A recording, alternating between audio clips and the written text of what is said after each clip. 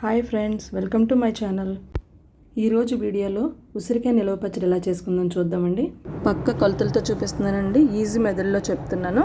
ఈ వీడియో చూసిన తర్వాత వంటరా నెలలు కూడా ఈజీగా చేసేస్తారండి. ఈజీగా పికిల్ని ప్రిపేర్ చేసుకోగలుగుతారు. నేను 1/2 కిలో ఉసిరికాయలు తీసుకున్నానండి. నేను 1/2 కిలోకి ఎంత మెజర్మెంట్స్ పడతాయో నేను చెప్తానండి. తీసుకున్న ఉసిరికాయలని చెమ్మ లేకుండా, తడి లేకుండా మనం తుడిచిపెట్టేసుకుని దానికి డాట్స్ పెట్టుకోవాలండి.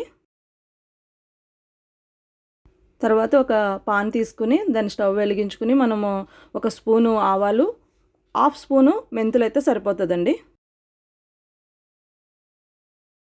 మనం అదే పాన్లోని ఉసిరికాయలు ఫ్రై చేసుకోవడానికి ఆయిల్ వేసుకుందామండి. 250 ml ఆయిల్ తీసుకున్నానండి నేను. మీకు ఇంక అంతకే సరిపోలేనట్టే కనుక మీరు ఇంకొక 50 ml మీరు ఎక్స్ట్రా వేసుకోవచ్చు, నో ప్రాబ్లం. మీడియంగా పెట్టుకుని మంటని మనం ఫ్రై చేసుకుందాం. ఉసిరికాయలు ఫ్రై అయ్యా లేదో ఉడికాయో లేదో తెలియాలనుకుంటే కనుక ఫోర్క్ పెట్టుకొని జస్ట్ ఒకసారి నొక్కి చూడండి. నేను 50 గ్రాముల చింతపండు తీసుకున్నానండి. 50 గ్రాముల చింతపండుని నేను ఒక దాంట్లో వేసుకుని హాట్ వాటర్ వేసుకుని దాన్ని పక్కన పెట్టేస్తానండి. అలా పావు గంట ఉంచుకున్న తర్వాత అప్పటికి నానిపోతుంది. మనం వేగిన ఉసిరికాయలను పక్కకు తీసుకుని పెట్టేసుకుని మిగిలిన ఆయిల్లో 1 టీ స్పూన్ ఆవాలు, మిగిలిన ఆయిల్ కూడా మనము కావాలనుకుంటే ఇంకా వేసుకోవచ్చండి. అందులోనే మిగిలిన ఆయిల్లో అదే నూనెలోకి తాలింపు వేసుకుందాం. 1 టీ స్పూన్ వరకు ఆవాలు, 4 నుంచి 7 ఎండుమిరపకాయలు వేసి కొంచెం నూనెలో వేగనిచ్చిన తర్వాత మనం ఇందులోనే ఇంగువ వేసుకుందామండి. 1/2 స్పూన్ వరకు, అంటే 1 టీ స్పూన్ వరకు ఇంగువని వేసుకుందాం. నూనెలో బాగా మగ్గిన తర్వాత మనం స్టవ్ను ఆఫ్ చేసుకుందాం.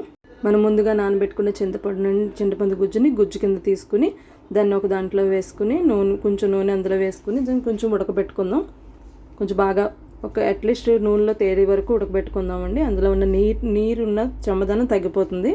ఇప్పుడు ఒక బౌల్లోకి మనం ఫ్రై చేసి పెట్టుకున్న ఉసిరికాయలని 50 గ్రాములు పచ్చికారం అండి. పచ్చికారం అయితే బాగుంటుంది.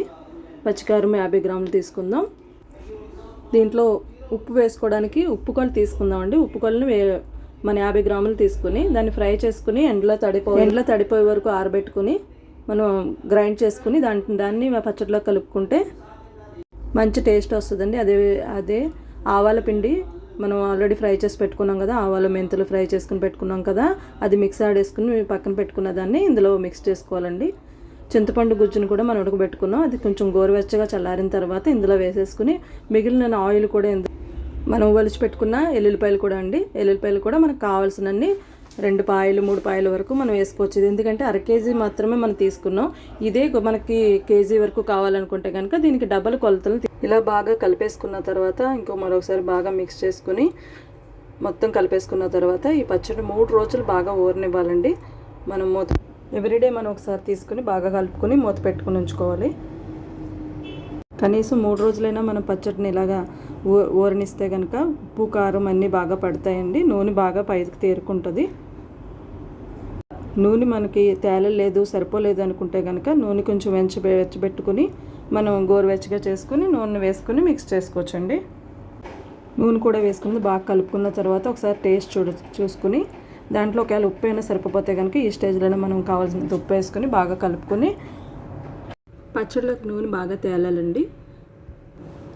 3 రోజులు అయిపోయిన తర్వాత జాడీలోకి తీసుకుని మనం కావాల్సిన రోజులు మనం నిల్వ ఉంచుకోవచ్చండి.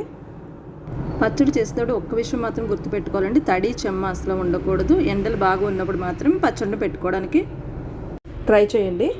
ఈ వీడియో నచ్చినట్టయితే కనుక లైక్ చేయండి. సూర్య ఛానల్ సబ్స్క్రైబ్ చేయండి. Thank you.